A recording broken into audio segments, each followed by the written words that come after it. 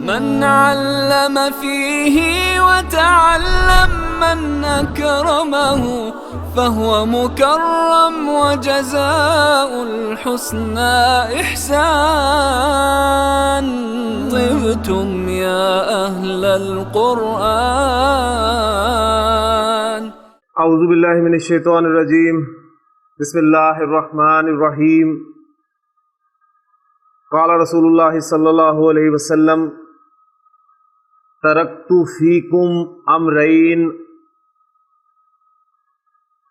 نبی کریم صلی اللہ علیہ وسلم کی ایک اور خوبصورت حدیث ہے جس میں آپ نے ارشاد فرمایا کہ ترکتو، ترکا فعل سے ترکتو، تو میں نے چھوڑ دیا. ترکتو فیکم، تم میں، جار مجرور متعلق فعل. ترکتو فعل با فاعل اور فیکم جار مجرور متعلق فعل. ترکتو فیکم امرینی. امرینی ساؤنڈ آئینی کی ساؤنڈ ہے، اور آئینی کی ساؤنڈ کس کی ہوتی ہے؟ مثنیٰ کی ساؤنڈ ہوتی ہے. تو نصب یا جر، لیکن اب چونکہ آپ جملہ فعلیہ پڑھ رہے ہیں اور جملہ فعلیہ میں آپ کو پتہ ہے کہ مفعول جو ہے وہ حالت نصب میں استعمال ہوتا ہے، لہٰذا یہ حالت نصب میں استعمال ہوا ہے.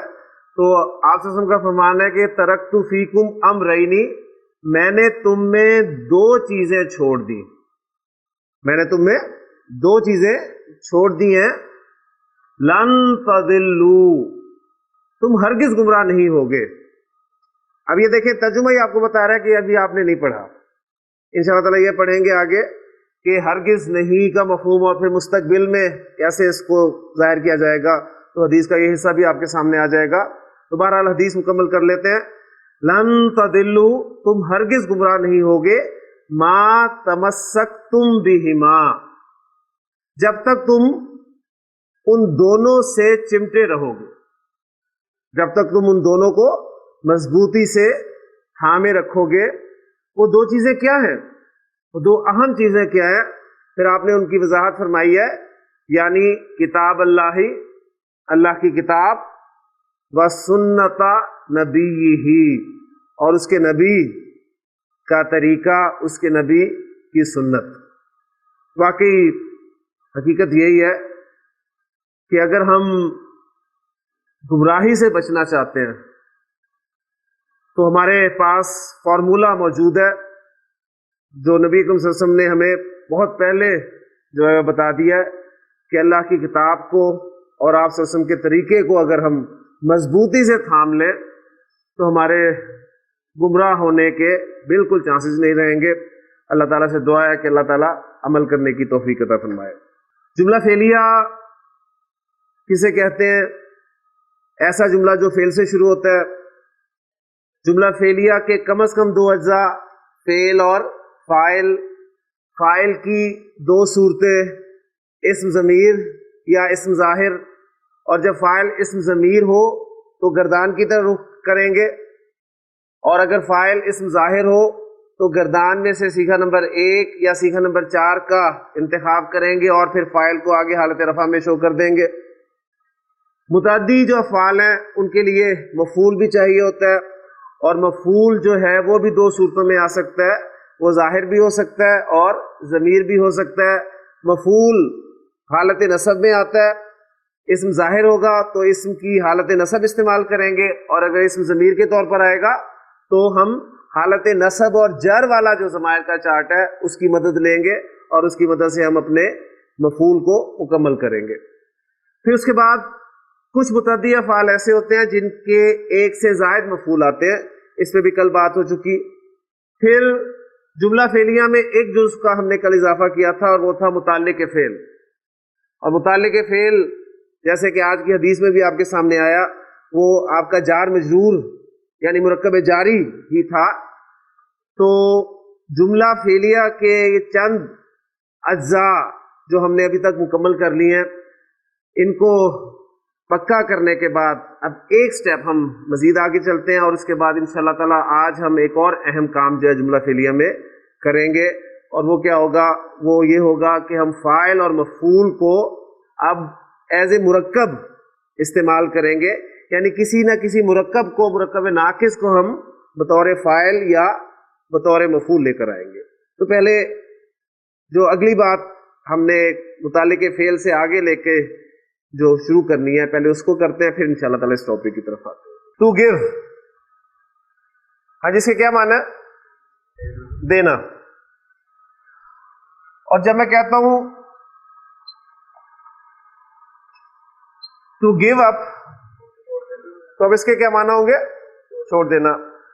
آپ حیران مت ہوئیے، یہ انگلش کا پیریڈ نہیں شروع ہوا، بلکہ انگریزی یعنی سیکھی زبان کی مدد سے ہی ہم اب اس کو استعمال کرتے ہوئے عربی میں یہ کانسیپٹ جو ہے وہ واضح کرنے کی کوشش کریں گے انشاءاللہ تعالیٰ۔ بات میں آپ کو سمجھانا یہ چاہ رہا ہوں کہ دیکھیں، آپ کا ورب تھا ٹو گیو، جس کے بنیادی معنی تھے دینا، لیکن آپ نے جب ٹو گیو کے ساتھ اپ ایک لفظ ایڈ کیا، اب اس کو کیا کہتے ہیں آپ؟ یہ آپ کی پریپوزیشن ہے، تو اس دینا کے معنی میں تبدیلی آ گئی۔ جو فعل کے معنی تھے ٹو گیو کے، اس کے معنی میں تبدیلی آ گئی، یعنی اس فعل کے معنی میں تبدیلی لانے والی چیز کون سی ہے؟ یہ پریپوزیشن۔ کلیئر ہوگی نا؟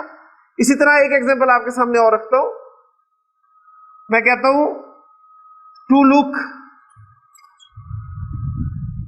آپ کہتے ہیں دیکھنا۔ اگر میں کہوں ٹو لک فار، ہاں جی، اب کیا معنی کریں گے اس کے؟ تلاش کرنا۔ اگر میں کہوں آپ سے ٹو لک آفٹر، تو اب اس کے معنی کیا ہوگے؟ دیکھ بھال کرنا۔ اگر میں آپ سے کہوں ٹو لک انٹو، تو اس کے معنی کیا ہوں گے؟ غور کرنا۔ اب دیکھیں، ورب آپ کا ٹو لک تھا، اس کے معنی میں جو چینجز آئی ہیں وہ کن الفاظ کی وجہ سے آئی ہیں؟ یہ فار، آفٹر، انٹو وغیرہ سے، اور یہ آپ جانتے ہیں کہ پریپوزیشن سے۔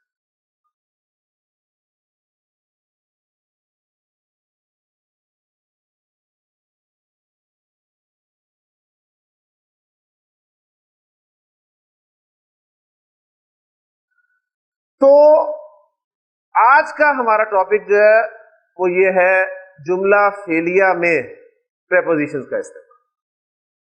ٹھیک ہو گیا؟ اچھا، اب یہ پریپوزیشنز جو ہیں یہ اردو میں بھی استعمال ہوتی ہیں، اب لیکن چونکہ اردو ہماری اپنی زبان ہے، اس لیے ہمیں کبھی غور کرنے کی، آپ کہہ لیں کہ فرصت ہی نہیں ملی کہ ہم غور کر کے ان پریپوزیشنز کو جو ہے سامنے رکھیں۔ مثلا میں ایک دو ایگزامپل آپ کے سامنے رکھتا ہوں، پھر عربی کی طرف آتے ہیں انشاءاللہ تعالی۔ دیکھیے، آپ کہتے ہیں ہاتھ اٹھانا،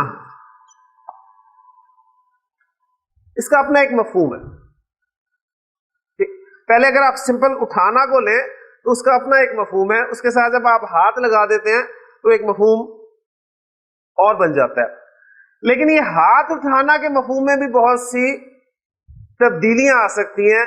مثلا میں کہتا ہوں کہ میں نے آسمان کی طرف ہاتھ اٹھائے، آسمان کی طرف ہاتھ اٹھائے۔ اب ہاتھ اٹھانا کے کیا معنی ہوں گے جی؟ دعا مانگنا۔ زید نے اپنے بیٹے پر ہاتھ اٹھایا، اب ہاتھ اٹھانے کے معنی کیا ہے؟ مارنا۔ ٹھیک، میں کہتا ہوں کہ زید اپنے بیٹے سے ہاتھ اٹھا چکا ہے، اسے چھوڑ دیا۔ پھر میں کہتا ہوں سب نے زید کی تائید میں ہاتھ اٹھائے، اب ہاتھ اٹھانا کیا معنی ہے؟ اسے ووٹ دیا۔ اب دیکھیں، ہاتھ اٹھانا ہمارے پاس لفظ تھا، ایک آپ کہہ لیں کہ مرکب تھا، اس میں چینجز کہاں سے آئی ہیں؟ یہ کی طرف، پر، سے، میں، یہ کیا ہے؟ یہ پریپوزیشنز ہے. پریپوزیشنز ہی ہے نا، میں، ان، سے، فرام، پر، آن یا ایٹ، اور کی طرف ٹو یا ٹوورڈز، ایسے ہی ہے نا. تو اردو میں پریپوزیشنز ہیں، انگریزی میں تو ہے ہی ہیں، اردو میں بھی پریپوزیشنز ہیں. تو جب ایک زبان میں پریپوزیشنز ہیں تو ظاہر بات ہے دوسری زبان میں بھی پریپوزیشنز ہوں گی. تو اردو اور انگریزی کی پریپوزیشنز آپ کے سامنے آ گئی ہیں. تو انشاءاللہ تعالی عربی میں پریپوزیشنز کا استعمال، یہ ہمارا آج کا ٹاپک ہے. اس حوالے سے ایک بات جو اچھی طرح آپ کے ذہن میں ہونی چاہیے کہ جو پریپوزیشنز ہیں ان کا استعمال یہ کسی قاعدے کلیے کے تحت ہوتا ہے. یہ بات آپ کو کلیئر ہونی چاہیے. کوئی قاعدہ کلیئر نہیں ہے نا. کیا کرنا پڑتا ہے؟ آپ کو یاد کرنا پڑتا ہے. بس آپ کو یہ یاد کرنا پڑتا ہے کہ اس ورب کے ساتھ یہ پریپوزیشن استعمال ہوگی تو اس کے یہ معنی ہوں گے. ٹھیک، اس میں کوئی قاعدہ کلیہ نہیں ہے. یعنی یہ آپ کا مطالعہ جو بڑھتا ہے تو آپ کے علم میں آتا ہے، یا پھر آپ ڈکشنری کی مدد لیتے ہیں اور ڈکشنری آپ کو بتاتی ہے کہ اس ورب کے ساتھ یہ والی پریپوزیشن لگے گی تو اس کے معنی یہ ہوتے ہیں. یہ زبان دانی ہے. تو اسی حوالے سے میں آپ کو ذہنی طور پہ تیار کر رہا ہوں کہ عربی میں آپ کہیں گے تو بہت مشکل ٹاپک ہے، لیکن انگریزی میں جب آپ یاد کرتے رہے ہیں اور نمبر لیتے رہے اور اکثر انہی میں مار کھاتے رہے تو اسی طرح ظاہر بات ہے ایک مشکل ٹاپک ہے، لیکن میرے نزدیک عربی زبان کا سب سے خوبصورت اور دلچسپ ترین ٹاپک ہے. مجھے تو بڑا مزہ آتا ہے پریپوزیشن کے ساتھ.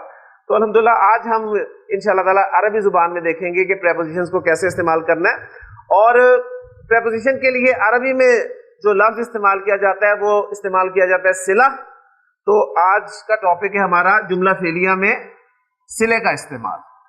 دو باتیں آپ کے سامنے آ چکی ہیں کہ ایک تو پریپوزیشن کی وجہ سے فعل کے معنی تبدیل ہو جائیں گے، کلیئر ہوگی.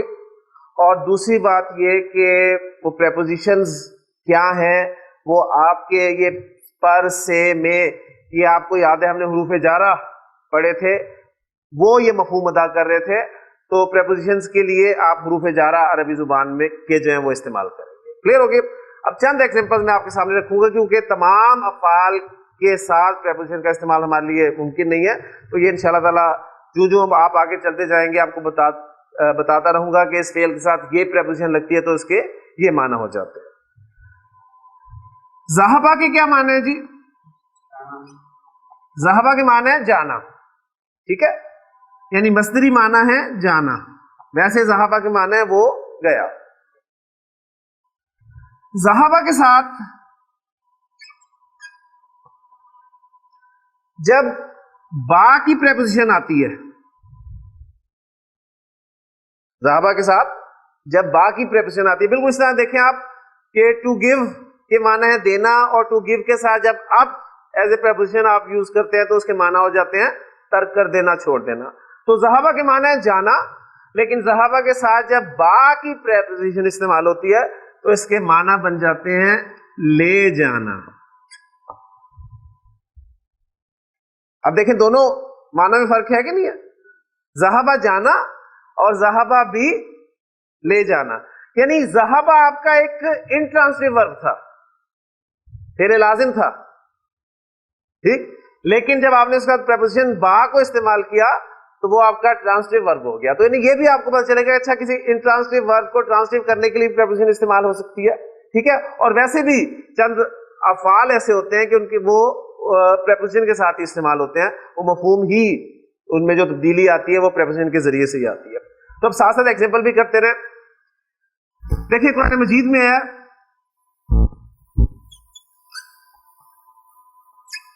ذہب اللہ. کیا ترجمہ کریں گے آپ اس کا؟ اللہ گیا؟ نہیں. یعنی ابھی تک اس کے حوالے سے ترجمہ یہی بنتا ہے نا ذہب اللہ، اللہ گیا. لیکن آپ دیکھیں گے آگے الفاظ ہیں بی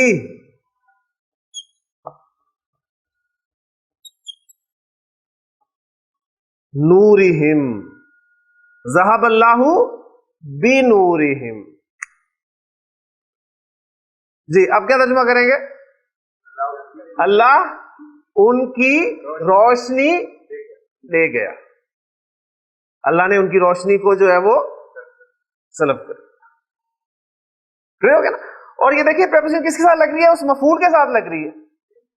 نہیں فعل کے ساتھ نہیں، مفعول کے ساتھ لگے گی نا. یعنی دیکھیں آپ کیا کہتے ہیں، please look into the matter, look into the matter. اب آبجیکٹ سے پہلے لگا رہے ہیں نا، تو آبجیکٹ سے پہلے لگے گی. اور ظاہر بات ہے حروف جارہ ہے، اور حروف جارہ کا اپنا ایک کام ہے کہ یہ اسم سے پہلے آ کے اسم کو حالت جر میں لے جاتے ہیں. تو اگر یہ با نہ ہوتا تو پھر کیا ہوتا؟ یہ مفعول کے طور پہ آتا تو یہ بنتا نورہم، ان کا نور، ان کی روشنی. لیکن با کی وجہ سے یہ جو ہے نورہم جر میں چلا گیا، تو ذہب اللہ بنورہم، اللہ ان کی روشنی لے گیا. اچھا اب ایسے جملوں کا انالیسس آپ کس طرح کریں گے؟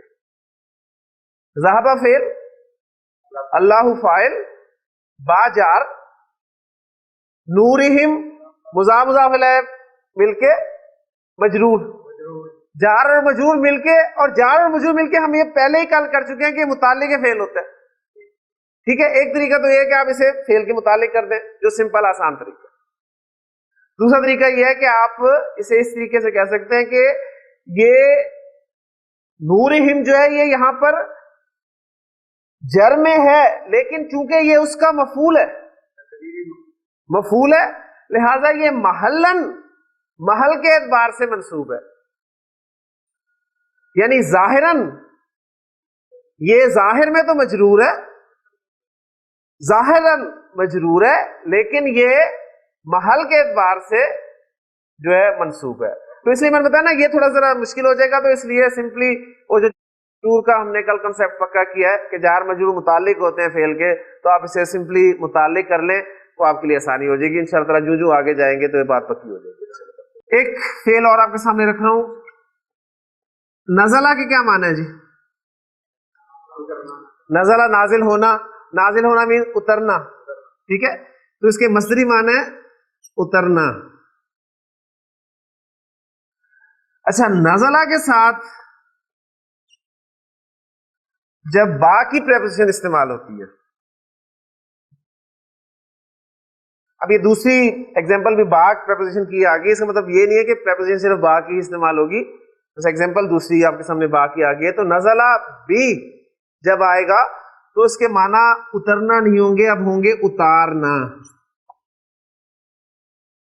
اب دیکھیں اترنا ایک انٹرانسٹیو ورب تھا، پھر لازم تھا. یعنی میں کہتا ہوں کہ میں گاڑی سے اترا، ٹھیک ہے، میں نے زید کو گاڑی سے اتارا. تو ظاہر بات ہے اب اتارنے کے لیے مجھے نزلہ کے ساتھ باقی پریپوزیشن جو استعمال کرنی پڑے. ایگزامپل سامنے رکھتا ہوں. نزلہ وہ اترا،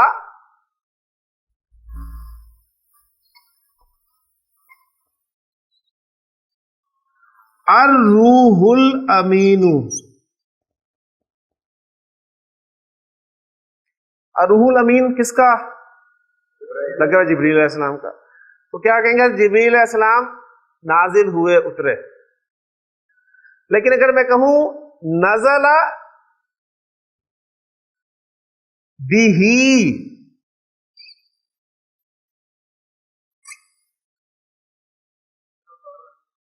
اب کیا ترجمہ ہوگا؟ حضرت جبریل علیہ السلام نے اس کو اتارا، یعنی نازل کیا. اور ہا کی ضمیر جو ہے کس طرف جا رہی ہے؟ قرآن مجید کی، یعنی قرآن مجید کو حضرت جبریل علیہ السلام نے نازل کیا. تو نزل بِهِ الروح الامین. تو یہ جو معنی میں فرق آپ دیکھیں گے وہ پریپوزیشن کی وجہ سے آ رہا ہے. ختمہ کے کیا معنی ہے جی؟ ختمہ، ختم القرآن. ختم القرآن کیا ہوتا ہے؟ مہر لگاتے ہیں قرآن کو، ختم کرنا. ختمہ کے سمپل معنی کیا ہے؟ ختم کرنا، مکمل کرنا. ٹھیک ہے، لیکن وہ جو آپ مہر لگانا والا کہہ رہے ہیں نا، وہ خالی ختمہ کے معنی نہیں ہے، بلکہ ختمہ کے ساتھ آپ الا کی پریپوزیشن استعمال کریں گے. تو اب اس کے معنی بنیں گے مہر لگانا. ٹھیک ہے. پھر مزید دیکھیں ڈکشنری آپ کو مزید کنفرم کرے گی کہ ختمہ کے معنی بھی مہر لگانا ہو سکتے ہیں. یہ ڈکشنری پھر آپ کو بتائے گی. پریپوزیشن کے ساتھ استعمال ہو تو بھی یہ معنی ہوتے ہیں, اور بغیر پریپوزیشن کے استعمال ہو تو بھی یہ معنی ہوتے ہیں. یہ چیزیں ڈیٹیلز ہیں, یہ آپ کو ڈکشنری بتائے گی. لیکن ختمہ کے بنیادی معنی ہوتے ہیں ختم کرنا. آپ ختم القرآن کی ٹرم استعمال کرتے ہیں. ٹھیک ہے. پھر ختمہ علی, اس کے پھر معنی جو ہے وہ علی کی پریپوزیشن کے ساتھ استعمال ہوتا ہے تو اس کے معنی بن جاتے ہیں مہر لگانا. تو آپ دیکھیں قرآن مجید میں دیکھتے ہیں ختم اللہ, اللہ نے ختم کر دیا. ٹھیک ہے. اللہ, اب اللہ کی پریپوزیشن استعمال ہوگی, لہذا اب جو اس کے معنی ہیں وہ آپ کریں گے مہر لگانا کہ ختم اللہ علی قلوبہم, اللہ نے ان کے دلوں کو سیل کر دیا, اللہ نے ان کے دلوں پر مہر لگا دی. وَعَلَىٰ سَمْعِهِمْ, دیکھیں ساتھ اسے جوڑیں, اور ان کی سماعت پر. تو ختم اللہ علی قلوبہم وَعَلَىٰ سَمْعِهِمْ. پھر آگے ایک آپ کو وقف ملے گا, پھر آئے گا وَعَلَىٰ أَبْصَارِهِمْ غِشَاوَةٌ. اب یہ پورا جملہ الگ سے ہے. وَعَلَىٰ أَبْصَارِهِمْ غِشَاوَةٌ, اور ان کی آنکھوں پر ایک پردہ ہے. یعنی عَلَىٰ أَبْصَارِهِمْ کو اس کے ساتھ نہیں جوڑیں گے آپ کہ اللہ نے ان کے دلوں پر مہر لگا دی, ان کی سماعت پہ مہر لگا دی, اور ان کی آنکھوں پر مہر لگا دی. پھر وہ غشاوۃ جو ہے وہ خالی رہے گا. اس خالی کو نہیں, آپ یہی تو چیزیں ہیں, یہ وقف آپ کو چھوٹے چھوٹے نظر آتے ہیں نا مصحف میں, آپ دیکھیں گے تو وہاں سے پتا چلے گا اچھا یہ جو وقف لگے ہیں یہ اس مفہوم کو بیان کرنے کے لیے جو ہے وقف لگائے ہیں. یعنی ختم اللہ علی قلوبہم وعلی سمعہم, اس کے بعد آپ کو ایک وقف نظر آئے گا, اور پھر آگے ہوگا وعلی ابصارہم غشاوۃ, پھر وقف ہوگا وَلَهُمْ عَذَابٌ عظیم. ٹھیک ہے. اور ان کے لیے ایک بہت بڑا عذاب ہے. امارا کے کیا معنی ہوتے ہیں جی؟ حکم دینا. امارا کے معنی اس نے حکم دیا. میں کہتا ہوں امارا ربی, میرے رب نے حکم دیا. میرے رب نے مجھے حکم دیا. جی, میرے رب نے مجھے حکم دیا. ہاں جی بتائیں, اب مفعول کی ضرورت ہے نا, مفعول لگائیں. میرے رب نے مجھے حکم دیا, اب صرف مفعول چاہیے یہاں پر. امرا نی, امرا نی, اس نے مجھے حکم دیا. اب اس کو میں ظاہر کر رہا ہوں ربی. امرانی ربی, میرے رب نے مجھے حکم دیا. اچھا, اب یہ ہمارا ایسا فعل ہے جو ایک مفعول پہ بات پوری نہیں کر رہا, یہ دو مفعول چاہتا ہے. یہاں پر دیکھیں بھی بات دھوری ہے. کیا حکم دیا بھائی؟ کس چیز کا حکم دیا؟ اب وہ جس چیز کا حکم دیا جائے گا وہ پریپوزیشن کے ساتھ استعمال ہوگا, یعنی وہ دوسرا مفعول ہے نا. ایک تو میرے رب نے مجھے حکم دیا, میں پہلا مفعول ہوں, اور کس چیز کا حکم دیا یہ دوسرا مفعول ہے.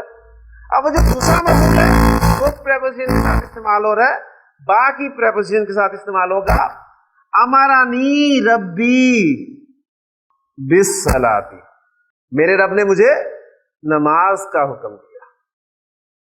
اب دیکھیں, یہ میں نے آپ کو اس وقت جب حروف جارہ پڑھائے تھے تو بتایا تھا کہ ان حروف جارہ کا اپنا ایک مفہوم ہے, اپنے ایک ان کے معنی ہیں, لیکن جب آپ ان کو اپنے اصل معنی میں استعمال ہوتا نہ پائیں تو پھر آپ یہ سمجھیں گے کہ یہ پریپوزیشن. اب دیکھیں نا, با کے معنی ہم نے کیا کیے تھے کے ساتھ, تو اب اس کا آپ لفظی ترجمہ وہی کرنا چاہیں تو بتائیں ترجمہ بنے گا کوئی کہ امرانی ربی, میرے رب نے مجھے حکم دیا بالصلاۃ, نماز کے ساتھ. مفعول نہیں بنا. تو اصل میں یہ با جو ہے یہ اس مفعول پہ, دوسرے مفعول پہ لگتا ہے جس چیز کا حکم دیا جائے. اسی طرح آپ دیکھتے ہیں, آپ اکثر وہ جملہ سنتے ہیں ان اللہ یأمرکم بالعدل. ٹھیک ہے, اللہ تعالیٰ تمہیں عدل کا حکم دیتا ہے. تو جس چیز کا حکم دیا جائے وہ با کی پریپوزیشن کے ساتھ استعمال. کلیئر ہو گیا جی. اس کے بعد دیکھیں ایک ورب ہے, آگے پڑھیں گے آپ, تابا. یہ چیزیں میں آپ کے سامنے ایک ایک کر کے لا رہا ہوں. دیکھیں امارا میں آپ کے پاس 3 حروف ہیں اور تینوں حروف جو ہیں وہ حرکت کے ساتھ ہیں, لیکن انشاءاللہ تعالیٰ جب آپ آگے جائیں گے تو ایک ورب آپ کے سامنے آئے گا تابا, ایک ورب آپ کے سامنے آئے گا کالا. تو ان میں بھی دیکھیں آپ کو 3 حروف نظر آ رہے ہیں, لیکن درمیان والا حرف جو ہے بغیر کسی حرکت کے ہے. تو اب وہ حرکت کہاں گئی, یہ کیا تبدیلی ہے, یہ کیسے ہے, یہ ابھی بہت سفر جو ہے ہم نے طے کرنا ہے. لیکن تابا کے بنیادی معنی ہوتے ہیں لوٹنا, رجوع کرنا. ٹھیک ہے, تابا. تابا جو ہے یہ 2 پریپوزیشن کے ساتھ استعمال ہوتا ہے, الا, اور یہ الا کی پریپوزیشن کے ساتھ بھی استعمال ہوتا ہے. جس طرح آپ کے سامنے آیا تھا نا ٹو لک, فور کے ساتھ بھی استعمال ہو رہا ہے, آفٹر کے ساتھ بھی استعمال ہو رہا ہے, انٹو کے ساتھ بھی استعمال ہو رہا ہے, مختلف پریپوزیشن کے ساتھ استعمال ہو رہا ہے, مختلف معنی دے رہا ہے. تو تابا کا ورب اگر الا کی پریپوزیشن کے ساتھ استعمال ہو تو اس کے معنی ہوتے ہیں بندے کا اللہ کی طرف رجوع کرنا, یعنی بندے کا توبہ کرنا. ٹھیک ہے, توبو الاللہ, اللہ سے معافی مانگو, اللہ کی طرف رجوع کرو. تو تابا جب الہ کے ساتھ آئے گا تو بندے کا اللہ کی طرف لوٹنا, اور جب تابا کا فعل الا کی پریپوزیشن کے ساتھ استعمال ہوگا تو اس وقت معنی ہوں گے اللہ کا بندے کی طرف متوجہ ہونا, یعنی اللہ کا بندے کی توبہ کو قبول کر لینا. کلیئر ہو گیا؟ اب دیکھیں الہ اور اللہ کی پریپوزیشن کے ساتھ فرق پڑ رہا ہے. بنیادی معنی وہی لوٹنا کے ہی ہے, یعنی بندے نے گناہ کیا تو وہ اللہ کی رحمت سے دور ہو گیا, اس نے معافی مانگی, رجوع کیا, ٹھیک ہے, وہ واپس اللہ کی طرف آیا. اب اللہ نے جب اسے معاف کر دیا تو اللہ بھی تو اس کی طرف, اللہ نے اس کی طرف توجہ کی, اللہ اس کی طرف متوجہ ہوا, اللہ اس کی طرف, اللہ نے اس کی طرف جو ہے وہ رجوع کیا, آپ کہہ سکتے ہیں. تو اس وقت پھر اللہ کی پریپوزیشن جو ہے استعمال ہو. تو یہ آپ کو پریپوزیشن جو ہیں یہ بتائیں گی کہ یہ فعل اب کس معنی میں استعمال ہوا ہے. اسی طرح آپ دیکھیں ایک فعل اور ہے, راغبہ. راغبہ کے معنی ہوتے ہیں خواہش مند ہونا. ٹھیک, راغبہ جب ان کی پریپوزیشن کے ساتھ استعمال ہوتا ہے تو اس کے معنی ہو جاتے ہیں اعراض کرنا. اب دیکھیں بالکل ہی معنی بدل گئے. راغبہ کے معنی ہے خواہش مند ہونا, آرزو کرنا, لیکن راغبہ ان کے ساتھ جب استعمال ہوگا تو اس کے معنی کیا ہو جائیں گے, اعراض کرنا, منہ موڑنا. تو حدیث وہ آپ اکثر سنتے ہیں کہ آپ سے فرمایا کہ من رغب عن سنتی, جس نے میری سنت سے اعراض کیا, جس نے میری سنت سے منہ موڑا, فلیس منی, تو وہ مجھ میں سے نہیں ہے, یعنی اس کا مجھ سے کوئی تعلق نہیں. ٹھیک ہے, تو راغبہ کے ساتھ ان کی پریپوزیشن جو ہے وہ استعمال ہو رہی ہے. کلیئر ہو گیا جی؟ تو یہ اب جیسے کہ آپ کو اندازہ ہو گیا ہوگا کہ ٹوٹلی یہ ڈیپینڈ کرتا ہے آپ کو بتانے پر, آپ کا مطالعہ. اب یہ چند بات آپ کے اگر ذہن میں آ گئے, بیٹھ گئے ہیں, تو اب آپ ان کو نوٹ کریں گے, اور انشاءاللہ تعالیٰ جو آگے چلیں گے آپ کو پتہ چلے گا اچھا یہ ورب جو ہے اس پریپوزیشن کے ساتھ استعمال ہوتا ہے, اس کے معنی یہ ہوتے ہیں. یعنی آپ کا مطالعہ اور ڈکشنری جو ہے آپ کی مددگار ثابت ہوگی.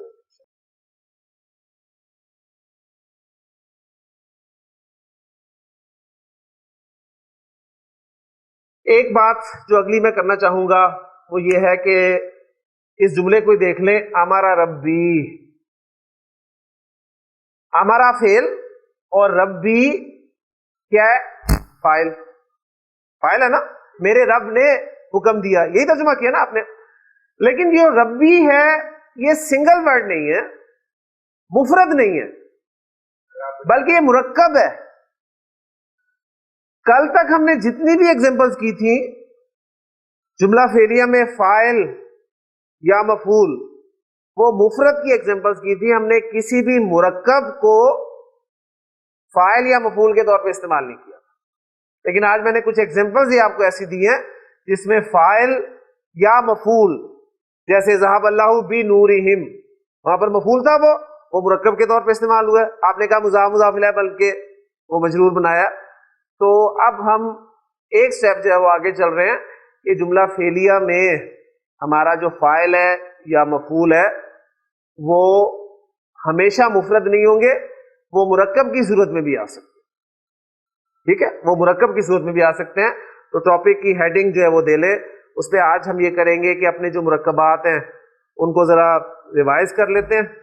ٹھیک ہے، اس کے بعد انشاءاللہ تعالیٰ وقت ملا تو جملوں میں استعمال کریں گے، ورنہ کل انشاءاللہ تعالیٰ جملے جو ہے وہ مکمل کریں گے. آپ کو یاد ہوگا ہم نے جب اسم پڑھنا شروع کیا تھا تو ایک فارمولا ہمارے سامنے آیا تھا کہ مفرد اور مفرد جب ملتے ہیں تو کیا بنتے ہیں؟ مرکب بنتے ہیں. ٹھیک ہے، اور مرکب کی کتنی اقسام ہیں؟ 2 اقسام ہیں. ایک ہوتا ہے مرکب ناقص اور ایک ہوتا ہے مرکب تام. ٹھیک ہو گیا؟ اچھا، مرکب تام کو ہم نے کیا کہا تھا؟ جملہ.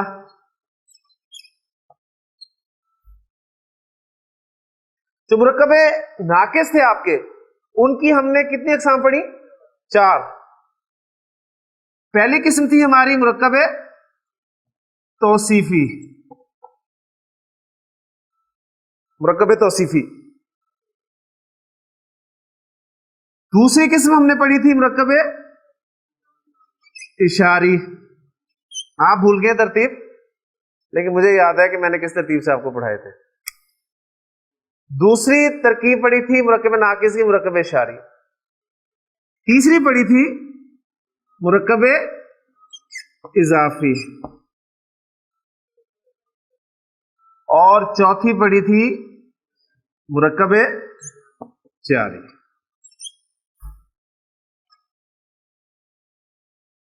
اب یہ 4 مرکبات ناقصہ جو ہیں ہمارے جملہ فعلیہ میں استعمال ہوں گے. مرکب جاری کو ہم جملہ فعلیہ میں استعمال کر چکے ہیں، ہو چکا ہے نا؟ کس حیثیت سے استعمال ہوا ہے؟ متعلق فعل کے طور پہ استعمال ہوا ہے نا. ٹھیک ہے، تو اب رہ گئے مرکب توصیفی، مرکب اشاری اور مرکب اضافی. یہ تینوں مرکبات آپ کے فاعل کے طور پہ بھی استعمال ہو سکتے ہیں، مفعول کے طور پہ بھی استعمال ہو سکتے ہیں. کلیئر ہو گیا؟ مرکب جاری ہمارا متعلق فعل بن چکا ہے،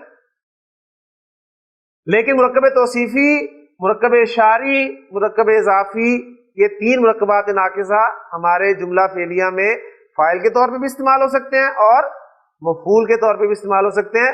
لیکن یہ استعمال کب ہوں گے؟ جب ہمیں یہ بنانے آئیں گے. مرکب توصیفی کیسے بنتا ہے؟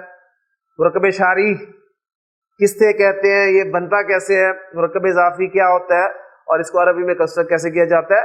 تو میں نے اس میں کہا تھا کہ انشاءاللہ یہ چیزیں ریپیٹ آپ کے سامنے ہوں گی، بار بار ریوائز ہوں گی، تو انشاءاللہ پکی ہو جائیں گی. اب ذرا تازہ کر لیں، آج ہم انہیں تازہ ہی کر لیتے ہیں، کل انشاءاللہ تعالیٰ انہیں جملوں میں استعمال کریں گے.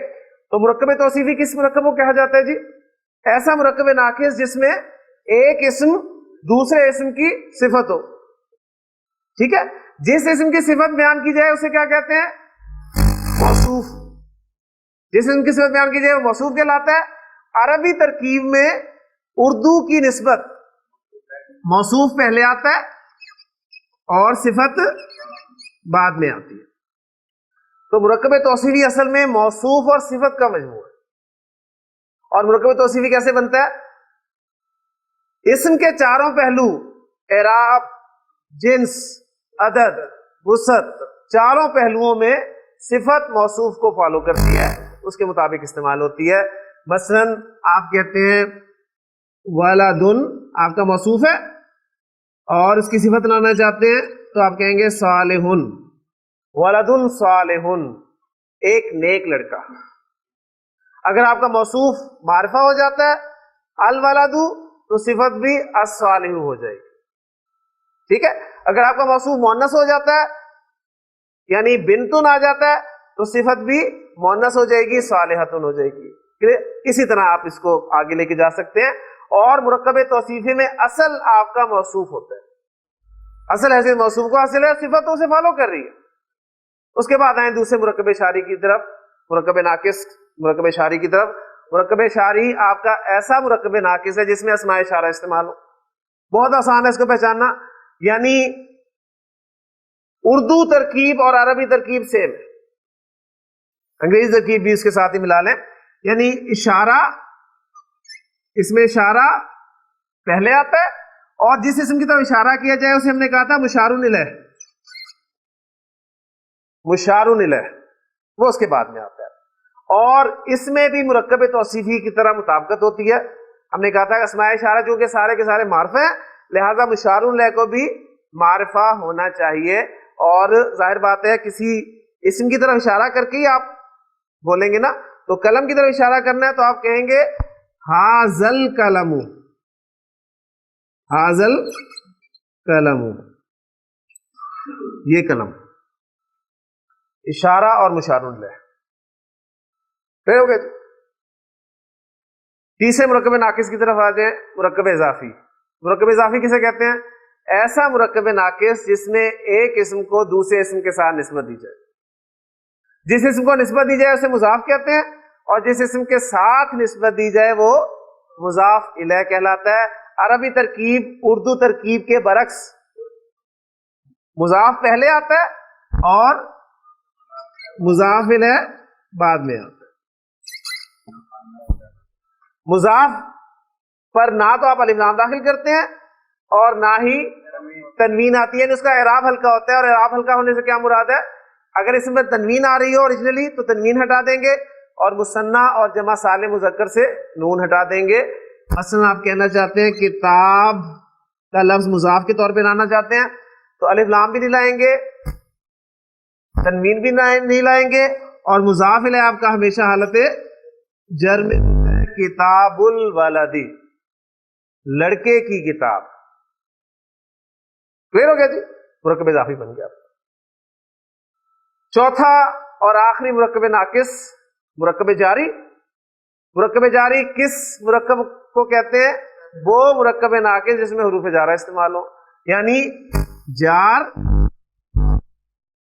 مجرور، ان کا مرکب جو ہے وہ مرکب جاری کہلاتا ہے. من البیتی، گھر سے. اب آپ کا یہ مرکب جاری تو جملہ فعلیہ میں متعلق ہو کر استعمال ہو چکا ہے. اب رہ گیا آپ کے مرکب توصیفی، مرکب شاری، مرکب اضافی.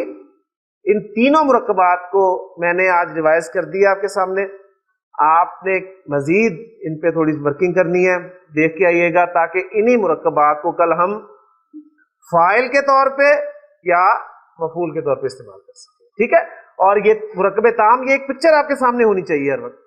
اور مرکب تام میں دیکھیں جملہ آ گیا ہمارا، اور جملے کی کتنی قسمیں؟ دو. کون کون سی؟ جملہ اسمیہ اور جملہ فعلیہ. اسمیہ ہم کر چکے ہیں، مبتدا اور خبر کا مجموعہ ہے، اور فعلیہ وہ الحمدللہ ہم کر رہے ہیں اور تقریباً کر چکے ہیں. اور ہم اس پہ وقت اس لیے لگا رہے ہیں زیادہ کہ سارے کانسیپٹس میں آپ کو فعل ماضی پڑھاتے ہوئے دے رہا ہوں. جب ہم فعل مضارع پڑھیں گے تو میں بالکل تفصیل میں نہیں جاؤں گا، کیونکہ صرف فعل چینج ہوگا، اس میں اور کچھ چینج نہیں ہوگا، باقی سارے رولز یہی ہوں گے. جملہ فعلیہ کے قواعد، فاعل مفعول کس حیثیت سے آئیں گے، سب چیزیں وہی ہوں گی، صرف فعل چینج ہو جائے گا. ماضی آپ نے پڑھ لیا، مضارع آپ پڑھ لیں گے تو ورب چینج ہوگا، تو ہم وہ ایک دن میں مضارع کر لیں گے انشاءاللہ تعالی. تو اس لیے یہ جو آپ وقت لگا رہے ہیں سارے کانسیپٹس میں آپ کو ماضی کے ساتھ ہی یہاں پر دینا چاہ رہا ہوں تاکہ آپ کے یہ کانسیپٹس جو ہیں یہاں پر کلیئر ہو جائے، پکے ہو جائیں، اور آگے آپ کو مشکل پیش آئے. دیکھیں یہ تو میں نے سب کی بنیادی آپ کے لیے اعرابی حالت یہاں پر مینشن کی ہے، حالت رفع. موصوف ولد صالح، لیکن یہ نسب میں بھی جا سکتا ہے. ٹھیک ہے. آپ دیکھیں یہ فاعل ہوگا تو رفع میں ہوگا, مفعول ہوگا تو نصب میں چلا جائے گا. حاضل کلام یہ رفع میں ہے لیکن یہ نصب میں بھی جا سکتا ہے, یہ جر میں بھی جا سکتا ہے.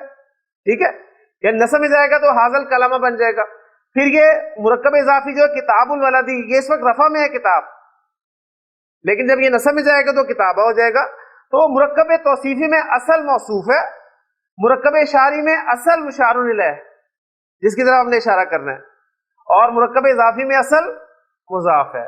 ان باتوں کو سامنے رکھتے ہوئے انشاءاللہ تعالیٰ کل ہم جملے کریں گے, اور کل ہی انشاءاللہ تعالیٰ ہم ایک حدیث گرامیٹیکلی پوری کریں گے انشاءاللہ تعالیٰ. اور وہ جو میں نے آپ سے کہا تھا کہ ایک وقت آئے گا بورڈ پہ میں آپ کے سامنے حدیث رکھوں گا, لکھوں گا, آپ اس کے ایک ایک لفظ کو الحمدللہ سمجھ رہے ہوں گے, اس کا انالیسس کر رہے ہوں گے, اور پورے شعور کے ساتھ اسے انشاءاللہ تعالیٰ یاد بھی کریں گے. اللہ تعالیٰ سے دعا ہے کہ اللہ تعالیٰ ہمیں استقامت جو ہے وہ نصیب فرمائے. سبحانک اللہم و بحمدک, اشہد ان لا الہ الا انت, استغفرک و اتوب الیک. من علم فيه وتعلم من أكرمه فهو مكرم وجزاء الحسنى إحسان. طبتم يا أهل القرآن.